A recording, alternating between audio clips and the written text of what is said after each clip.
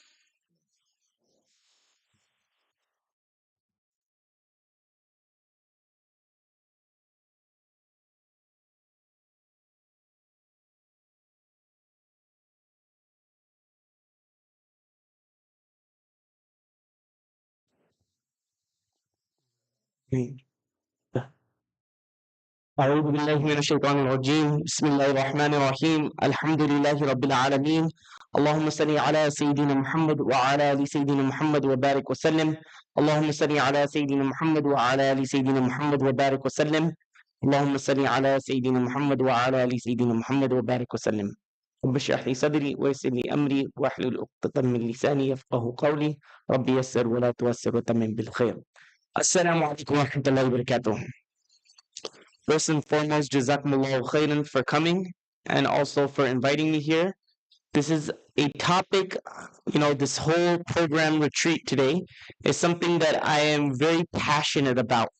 And, if you don't know Ihsan coaching, just a little bit briefly, I'm going to talk about it and talk about who I am and my credentials as well. Alhamdulillah, I'm a licensed therapist. I started this organization called Ihsan Coaching. You probably heard of Khalil Center. I used to work for Khalil Center, and then I started up my own organization. Alhamdulillah, and I'm a licensed therapist. Been doing this for about 10 plus years, and also have studied some Islamic sciences at Dar Salam and Dar Qasim as well. Alhamdulillah. And we have 8 people on our team now that are all therapists, but we do coaching. And you can learn more about us on our website, ihsancoaching.com. We help people with going through anxiety, depression, individual issues.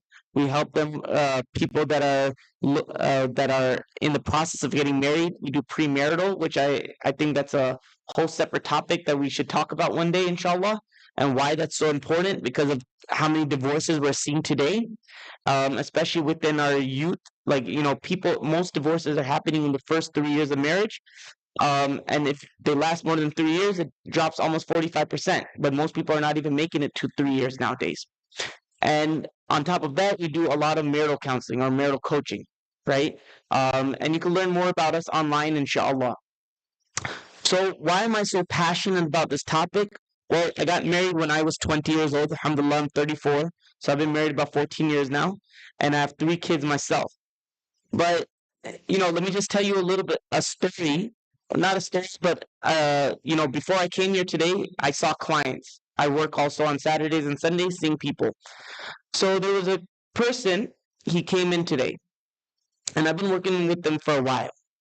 And he tells me, the issues that he's dealing with in life. And a lot of his issues are stemming from the fact of his relationship between him and his parents. Him and his father particularly. And, this is a reoccurring theme that I see within marriages, within people, right? When they don't have a good relationship with their family, then when they're younger, in their childhood, how does that affect them when they get older? And then how it affects them is that they don't have a good relationship with their spouses because of their, whatever happened in their childhood. And this is what we call the attachment theory, right? The attachment theory. And you could have different types of attachment with your parents, which will then play out in different relationships throughout your life.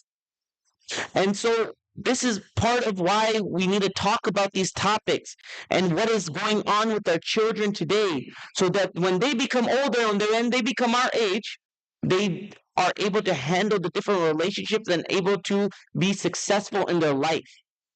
Because today we're seeing a lot of children, they're going through anxiety. A lot of children going through depression. A lot of children, they're doing, unfortunately, even suicidal ideation, right? And we're going to talk about all of these things. But as parents, what do we do? How do we solve this? How can we, help our children? And this is what we need to learn. Because if you do not know what's going on in society, how can you help them? And a lot of times, what happens is we're oblivious to the fact, right? We're just so bubbled in into our what we need to do on a daily life on a daily basis, right? I mean, think about this. We're just trying to survive. We're trying to earn. We're working 9 to 5, and then afterwards we get tired. Then we just want to relax. But our children, they're living their own parallel lives, and we're not really involved in understanding what they're going through. So then we can't do anything about it. So this is why these topics are so important, and I'm very glad that you guys are having this seminar today on family matters. Because if we could fix the family, if we could fix the household, then inshallah you'll see how everybody will succeed in society, right? They'll be able to have better jobs, be able to educationally they'll be do well. They'll be better human beings, akhlaq, adab, all of these things, and it all starts from the home. So what is our children facing today? What are they going through?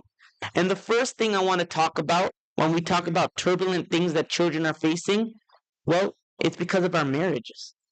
It's because of what is happening at home, right? Why is this so important? Because 1 out of every 3 Muslim couples are getting divorced. 1 out of every 3 Muslim couples. The non-Muslim rate is 45%. The Muslim rate is 33%. So we're not too far behind. And I'm not trying to put down anybody if they divorce or anything, because we all have family members that have been through this, right? We're not immune to it. But why am I talking about this? Is because I believe we're not trying hard enough in our own marriages. Being a therapist, working in this field, I feel like we're very not we're not flexible. We're very rigid people today. It's my way or the highway, right? And we tell our spouses, you better do what I want, or we fight with them. Or then what happens is that the children are constantly seeing the husband and wife fight. How do you think that's affecting them psychologically when they're going home and this is supposed to be a house of peace, right? A place where they're able to relax and, get away from everything that's happening at school and in their lives. And then they're coming home to more turmoil where the husband and wife are not talking and they're seeing this and they don't understand what's going on. And I see this because when the children come to me, they're confused. They're like, why is my dad and my mom? Is it because of me? And they're blaming themselves because we try keeping our private lives private from our children. And then they start blaming themselves and start thinking, okay, what am I doing wrong? Why are my parents being like this? Is it because of me? And start blaming themselves, right? And we don't even have a good relationship with them. So our marriages and what we do at home is very important because often what happens is that we're so hyper focused on the marriage. And whatever happens, we get into a very bad mood. And guess who we take it out on? We take it out on our children to the point where, they don't even have a relationship with us anymore. Right? I mean, think about this. I tell every single parent that you should spend about 5 to 10 minutes a day with your child. And not nobody raised their hand, but like how often do we sit down with our children and spend 5 to 10 minutes a day with them? I'm not even asking a lot. I'm saying 5 minutes a day. Just talking to your child, understanding what they're going through, talking with them, what is going on in their life. This really hit me hard in COVID, right? Because we were forced now to be at home. Nobody was going anywhere. Nobody wanted to meet anybody. So one day, I'm just with my child and I say, you know what? Tell me what's going on in your life. You know, this is like 4 years ago. And my son's eyes lit up. He's like, you really want to know? And I said, yeah, like, tell me what's going on. He's like, really? I could tell you? And it made me realize I was not doing my job. It made me realize I needed to be better, right? Because if my son, and if he's getting excited about telling me what's going on in his life, but all the time I'm so busy trying to earn or trying to like do whatever I need to do for the family, but I'm not giving my importance to the people that matter at home, then what am I doing really? I'm failing, right? So how often do we spend with each child talking to them about what's going on in their own lives. And this is something that we need to start doing. But again, back to our marriages, why is this so important? Because if we, husband and wife, are on the same page, guess who's going to be benefiting from all of this? It's the children who are going to be benefiting from it, right? Because they're going to see that everybody is happy, and it's going to affect them mentally, where they're going to not have the stress. Think about this. How does it affect them? Like growing up in a happy home protects your child from mental, physical, educational, and societal problems. And you might say, well, how? How does it do that? Well, mentally, what does it do? They don't have to deal with the stress of the parents always fighting. Think about this. If the parents always fighting, the children, they're getting affected mentally by everything they're seeing. They're getting stressed out, right? Now, if everybody's happy at home, they don't have to worry about it anymore. Parents are happy. Parents are giving them more attention. Parents are, doing more for their child. The children are benefiting. Physically, how does it help them? Because when a divorce happens, right, and a child and the parents get remarried, statistically speaking, they're 40% at risk of being physically or sexually abused when their parents find new spouses. 40%. And this is, I can't tell you how many Muslims I see. I see Muslims, and they tell me how they were physically or sexually abused by somebody in their family, right? May Allah protect us from this. But this is something that's actually happening. And often what we do is we don't want to talk about it because it makes us uncomfortable. And then when we hear it, we tell the child, you don't know what you're talking about. You're lying. You're saying this. I can't tell you how many parents tell their children they're liars. Then because they don't want to admit to the fact that somebody did something to them in their own family, but they just want to turn a blind eye, right? But then it affects the child because they feel like if my parents can't protect me, if my parents can't believe me, who else will? Right? My own parents are calling me liars, then why would anybody else in the society ever believe me or trust me? Educationally, how does it protect them? Well, they're twice as likely to academically struggle compared to children who come from parents like first marriage family. So they're twice as likely to educationally struggle. And so socially, how does it affect them? Well, think about this. When they come from a broken household, when parents are not speaking to each other, when, maybe if they're divorced, now the parents, they make them choose, pick and choose. They play them as pawns. Again, back to the client that I was working with today, you know what he told me? He said that whenever my parents would fight, they would put me in the middle of it and they would make me pick and choose. So now my dad's either upset with me or my mom's upset with me. And I didn't know what to do. And now I'm trying to just like reconcile and everybody hates me. Nobody likes me. So now he doesn't have a good relationship with his mother. He doesn't have a good relationship with his father because the parents use them as a pawn in all of this. And think about a child who's a 13-year-old, a 12-year-old, even 10-year-old, and now they have to constantly pick and choose between their mom and dad. How do you think that's going to affect them? Right? What do you think that's going to do when they grow up? How are they going to ever trust anybody? When they get married to their spouses, they're going to think that, okay, they're going to cause problems like this, my parents did. And they're never going to have a secure attachment with their spouse. So this plays back full circle. And what we do in our marriages are very important. And this is why I tell everybody it's not a weakness. It's not a weakness to work on your marriage. It's only a strength. And we have to see it that way, right? That if we're not happy, if things are not happening in our home, we need to fix it there first because it's a trickle down effect. It's going to affect everybody that's living there and everybody that's going to have a better mood. Think about this for a second before I move on to the next slide. If I'm upset with my spouse, how does that affect me? Tomorrow, when I go to work, I'm not going to be able to concentrate. I'm not going to be able to focus. I'm not going to be able to be more as productive as I can be. But when my marriage is intact and everything is good, guess what? I feel like I could conquer the world. I feel like I could do whatever I need to do because guess what? Everything is good at home. But when nothing is good at home, my whole life is in turmoil. And this is how we feel as human beings. So please work on our marriages, right? And do not use our kids as pawns. Ali radiallahu anhu, and I mean, I'm going to mention this again when we get to the solutions. He said that for the first 7 years, you play with your child. The second 7 years, you discipline your child. After that, you become their best friend. And we're going to talk about this more later on. But just remember this, right? Remember what we do, the input that we give, right? The more time we spend with our children, the more output they'll do, right? And they'll give back, right? So we need to give more time and we'll see them thrive and we'll see them how they, mashallah, they succeed in this world. All right. So moving on along. What I want to talk about next is like other issues that are going on that we might not be privy to. You know, we hear about social media, right? This is another thing. Social media and the addiction to social media. So one in every five children has a phone by the age of 8, has a smartphone, not even a phone, a smartphone.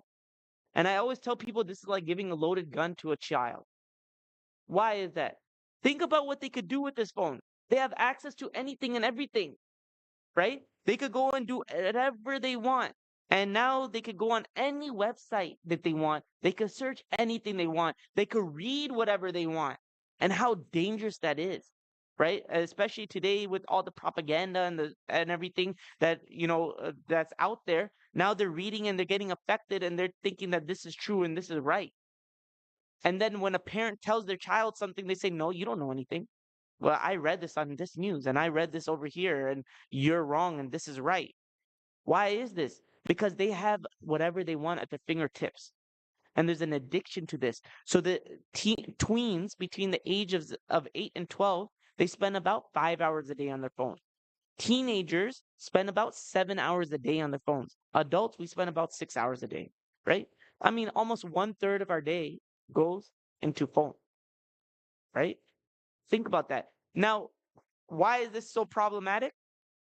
Well, because think about this. If the average teenager is checking their phone about 80 times a day and they're spending all of this times all of this time on their phone, well, how are they supposed to concentrate? How is that affecting them when it comes to, their education? I mean, think about this. You're reading a book and you're constantly checking your phone. You can't focus. You can't understand what's going on. That's why people are struggling. Their reading comprehension, their lack of social skills, all of these things are getting affected. And you have to understand over here, like, there was a documentary that came out a while back. It was called Social Dilemma, right?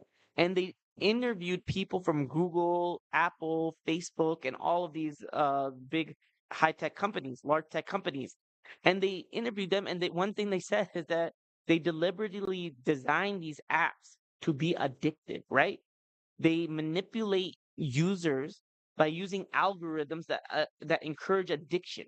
So what they'll do is that they monitor, right? Oh, why did this person get off the app? Right? And now they start targeting them with different ads to keep them on longer because the longer you're using the social media, the more money they're generating.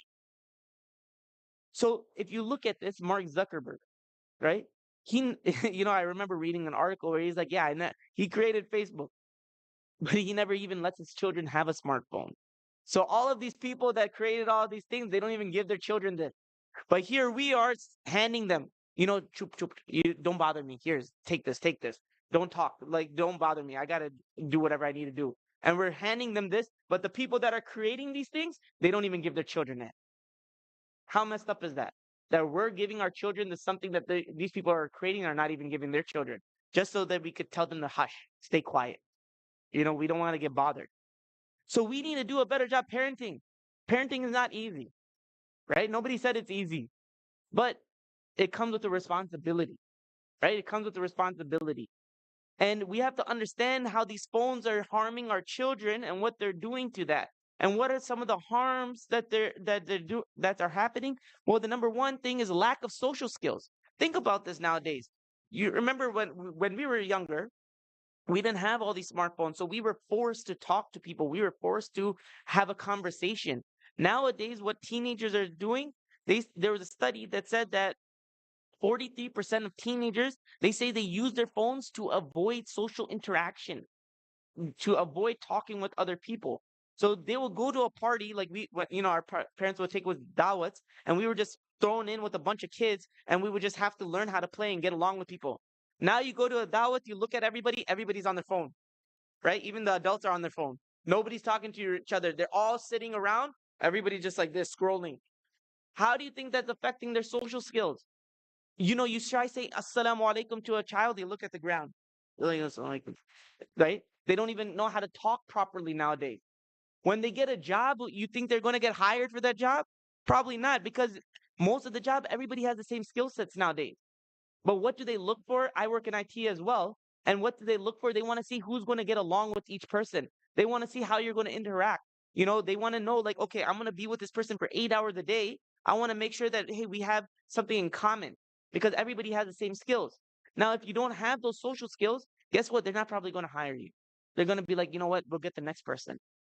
And then what do you think that's going to do when they get married to their spouses? Spouses can't even communicate anymore because they don't even have social skills, right? Spouses don't even know what to talk about or anything. They don't even can't even look at each other, can't even speak to one another. So this affects them throughout their whole life and career. So this is one thing how it harms them, lack of social skills. Number two, how it harms them is sexting, right? And this is something we have to talk about is sexting. And what is sexting? It's when you send sexually explicit messages or photos or videos through your phones on digital on your digital device. So who knows about Snapchat? Everybody knows about Snapchat, right? So when Snapchat first came out, people would take quick photos and send it to each other as like 15 seconds and then they just disappear. But what did it become used for? These children, they would take sexually explicit photos of themselves, send it to the opposite gender, and then they would, and sometimes what would happen is that the people would take screenshots and now send it to everybody else. And 23% of teenage girls and 34% of teenage boys said they were pressured by their friends to send or post explicit content. I've had Muslim clients told me that they got, like, I don't know, peer pressured or whatever, but they took pics of themselves, explicit photos of themselves, and they sent it to other people, and then it got spread throughout the whole entire school, where they felt now like, oh my God, everybody knows about me. They felt suicidal and they left the school, right? Because why did they want to do it? They wanted to fit in, but it ruined their lives. 1 in 4 teens receive sexting, and 15% actually send it. So we have to be careful what our children are doing, watch what they're doing. Because think about this. You're not giving love to your child, okay? I'm not saying you're not, but I'm just saying if a person, they don't have a good relationship with their family. Now, this girl, she's a teenager girl, and she doesn't feel that love from her family. Now, the first guy that comes and says, "Hey, you're beautiful. You're very cute." Now she feels, "Oh my God, somebody actually notices me. Somebody actually loves me." You don't think this happens? This happens every single day. They don't feel this is one of the main reasons why people get into a relationship. I see, like, as a Muslim, we're always told haram, don't get into a relationship, right? Those people that don't usually get into relationships are those that have a really good relationship with their family and they feel that love and the care from their home. Those people that usually get into the relationships with outside people is because they don't, there's a need that's missing inside the home. Their parents don't say that they love them. Their parents don't give them the hugs. Their parents don't give them that care. So the first person that comes to them and says, "Hey, you're beautiful, you're this, you're that," guess what? They fall for it. And they seek that attention and they're getting that love and the care. And so now what's happening? They want to fit in. They don't want to disappoint that person. So that when the person says, "Hey, send me a picture. Do this for me." Guess what they'll do? They take those pictures and they send them because they think that this person loves me, this person cares for me. I can't tell you how many people told me this, that I said that, you knew it was like not permissible to do these things. They said, but I didn't, but they loved me. They cared for me. I was doing what they wanted because they were there for me. But then it's like, where are the parents, right? And then mentally, how it affects them as well. And we'll go into that a little bit later. But I mean, we're running short on time. So I want to make sure we cover everything, all the other slides. But one thing is mentally, 69% of adults and 81% of teens said that, according to the Pew Research Center, right, said that they use social media. And what does it do? It affects their self-esteem. Like, for instance, um, on Instagram, they have all these likes, right? the likes. And so this is what you call, this is how it boosts their self-esteem. It's like how many people are liking my picture, right? If I don't get enough likes, then maybe there's something wrong with me. And this is what we call social currency. Social currency. By how many people like my post, it's how I view myself, right? So now people, you see this constant thing is like, I was reading the comments yesterday, and people are saying, "Oh, you're not getting enough likes anymore. People are not liking your content." And then the person's commenting saying, "Yeah, man, I got to do better." And sometimes I just go through social media and I just see what is happening out there. And this is the thing, people are viewing their self-worth based upon how many times people like their messages. And this is why Instagram was even thinking about taking away the whole like button, because they recognize how it's affecting them mentally, right? And it exacerbates not only anxiety but also depression. And we have to understand like what's going on with our children. So one other thing is that it causes like cyberbullying, right? Cyberbullying. And today, this is a big problem. And we don't really think about it because we're like, what's bullying? Chordo, like, grow up, there's nothing, like, stop being a little, you know, uh, child about this and everything. But what is bullying? It's the abuse and mistreatment of someone vulnerable by someone more powerful, right? It's somebody taking advantage of somebody else and, they're mistreating them. And why is this so important? Because according to the National Center of Educational Statistics, 20% of teenagers have experienced bullying. That's one out of every five. One out of every five. And according to the FYI, the Family and Youth Institute, which is a Muslim organization in Michigan, they said that according to the research, 55% of Muslim students reported being bullied. Why is this so significant today? Is because, see, back then, if a person was bullied, they could just go back home and they don't have to deal with it till the next day. But because of cyberbullying today, they can't get away from it. They see it on their phones, they see it through WhatsApp, they see it through all sorts of social media. So now you can't even just leave it at home. At school, you go home and you're still getting constantly bullied. And this is why we're seeing people going through anxiety and depression. They're all shooting up, and people are having more mental health issues. And we're seeing more people with suicidal ideation, right? So what happens is that we see an increase in depression, we see an increase in anxiety, an increase in stress, an increase in crying, acting out suicidal thoughts, and we see a decrease in physical health. We see a decrease in connection to society and a decrease in academic performance, how it's affecting them. And this is, as parents, we have to understand that bullying is not something that we just look the other way and we say everybody was bullied. I was bullied.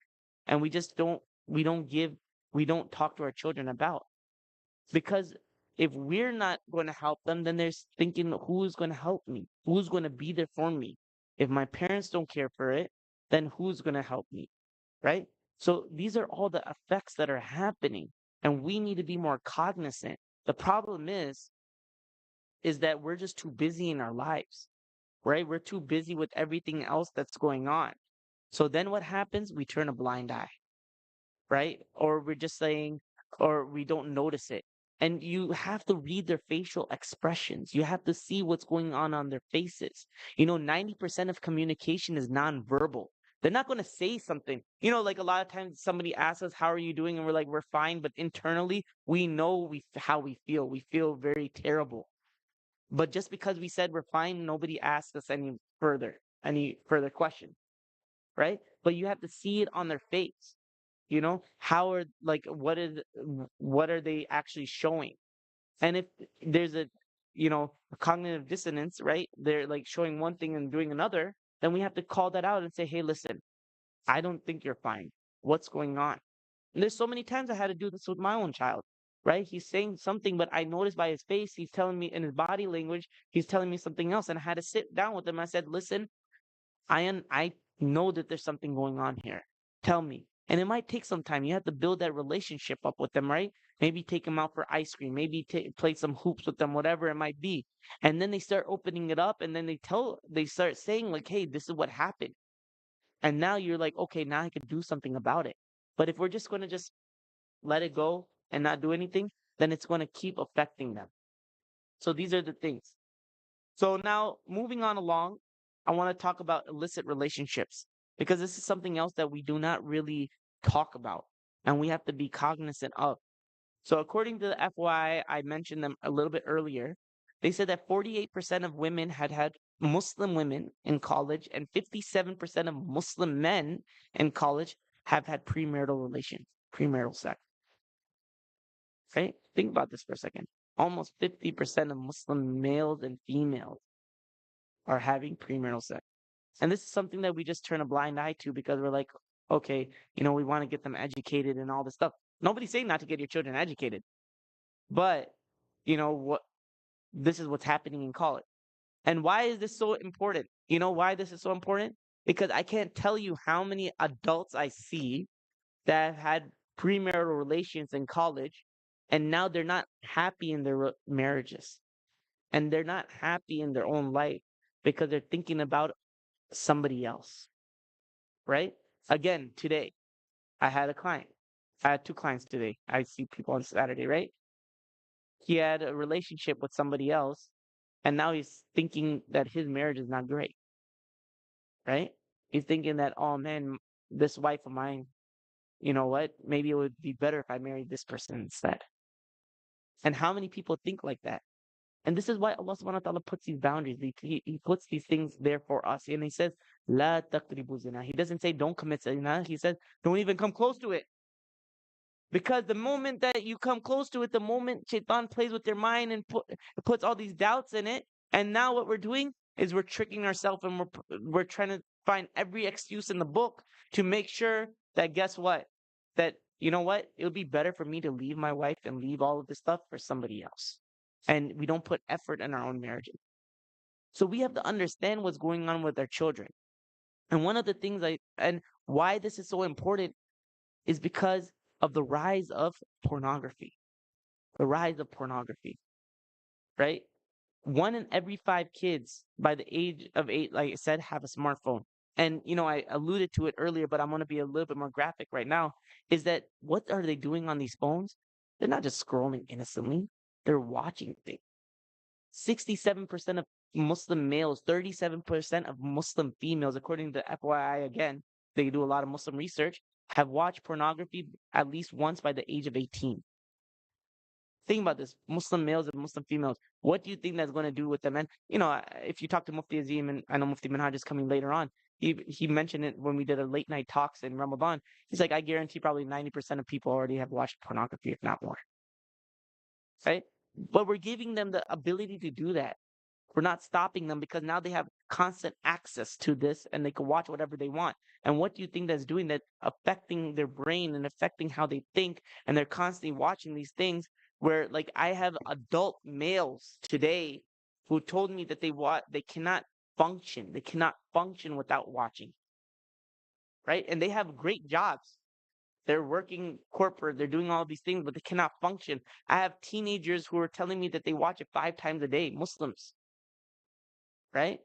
But again, we're giving them this loaded gun and we're just saying, hey, do whatever you want. We have to take away this. We have to start being parents. So, I talked about all of these problems that are going, but, I wish we could get more in depth, but lack of time. But the reason why I want to do this is I go around the country talking on these topics, right?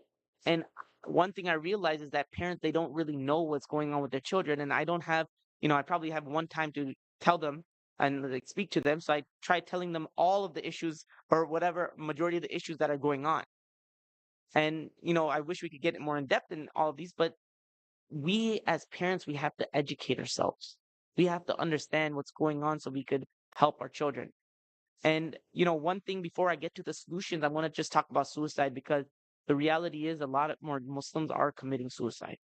And this is something we don't like to talk about in our communities. And we just like to turn a blind eye. But I remember in COVID, I went to 3 janazas and I didn't know till I went to the janazas that each of those people committed suicide. right? And I've been hearing about this happening more and more. Like people are committing suicide, and they're just not even Mulana Tariq Jamil's son, right? His son, I mean, his other son said it. Like one of his sons committed suicide. So this is not something that we can't take lightly, right? According to the CDC, every 12 minutes a person commits suicide, and Muslims are not immune to it, right? In 2017, we don't have a lot of Muslim research on this because a lot of people don't report it. But in 2017, in Southern California alone, there were 50 suicides by Muslims that were reported, right? In the Orange and LA counties. But think about how many were not reported. And so we need to understand, like, if we don't handle this and we don't take care of our children, what's going to happen is that they might start having this ideology or start thinking about it. I used to work at Mashal Huda over there. I was helping out with the youth program. And there was one person that came to me. There was a case that came to me where the girl, she was cutting herself. She was cutting herself, right? And I found out, like, I was told and, how to work with them and everything. And I gave them like some resources, what to do and all of that. But I asked them, why are you cutting yourself? They said, I don't have a great relationship with my parents. And this is the way that it gives me that euphoria, it gives me that way of dealing with my stress.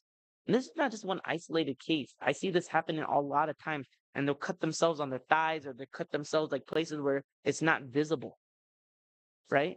And they'll bleed out and then they'll feel like some sense of relief.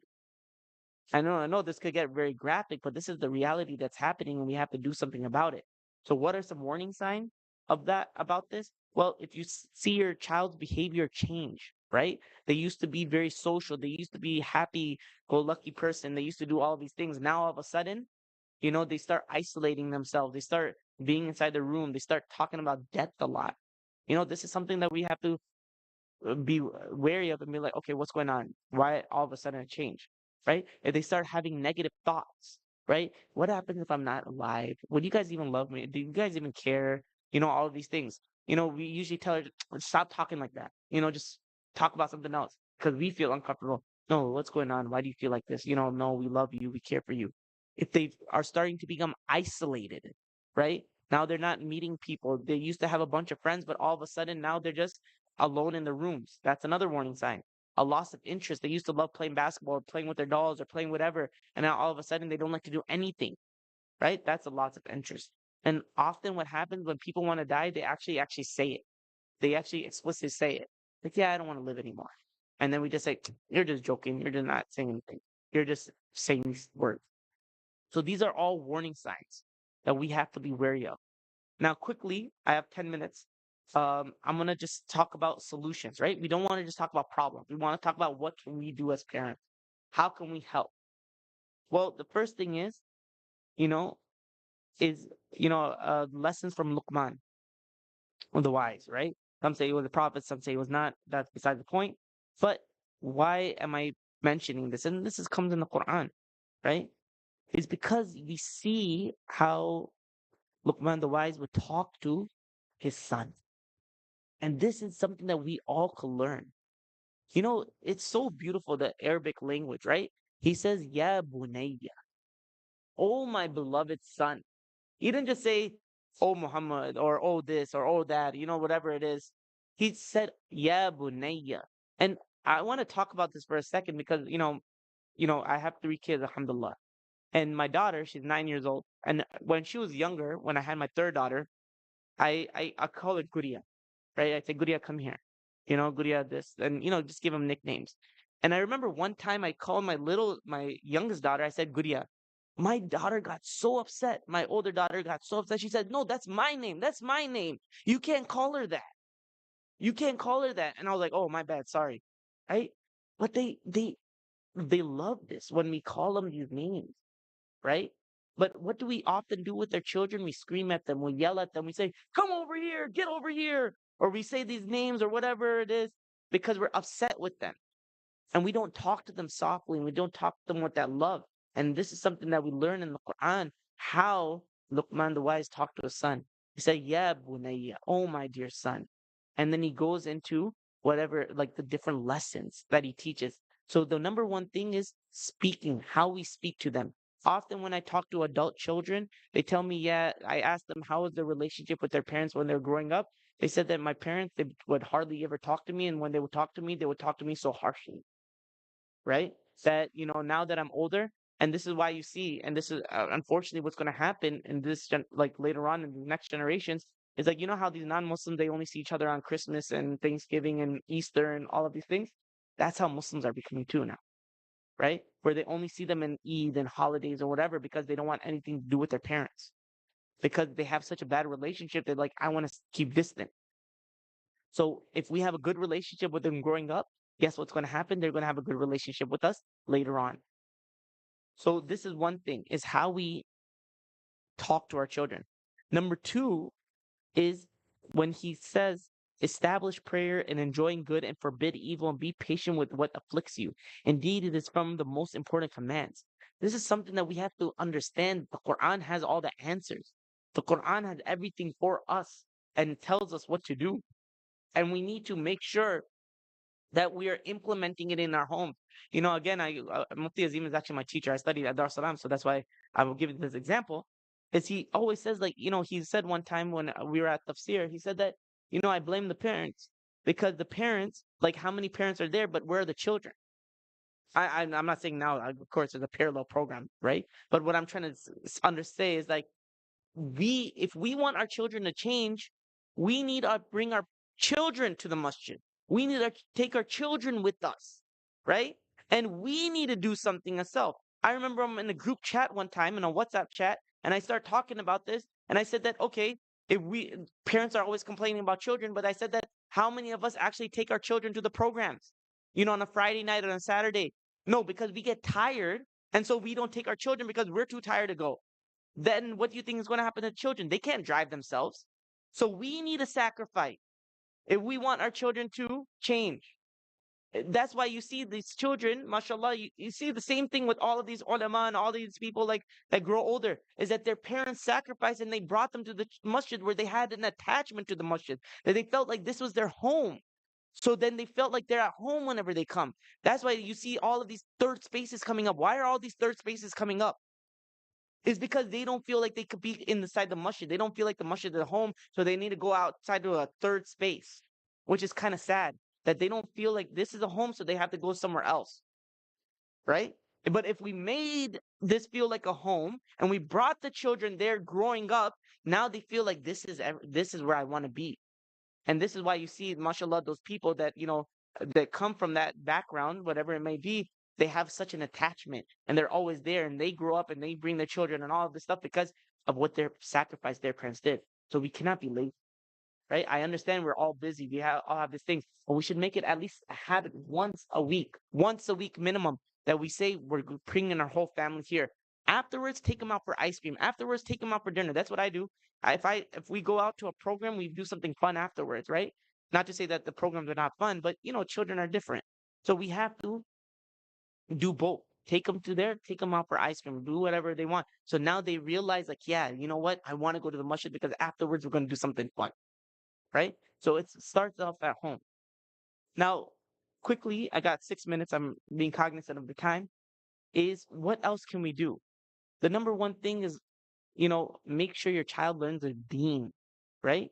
Because why is that so important? Because the Quran is an open book test. Islam is an open book test. Allah subhanahu wa ta'ala tells us everything. He tells us in Surah Baqarah, He said, we will certainly test you with a touch of fear and hunger and lots of wealth, life and crops. Give good news to those who are to patiently endure. Think about this. Allah subhanahu wa ta'ala already tells us that you're gonna endure fear, right? You're gonna endure hunger. You're gonna lose your wealth. You're gonna lose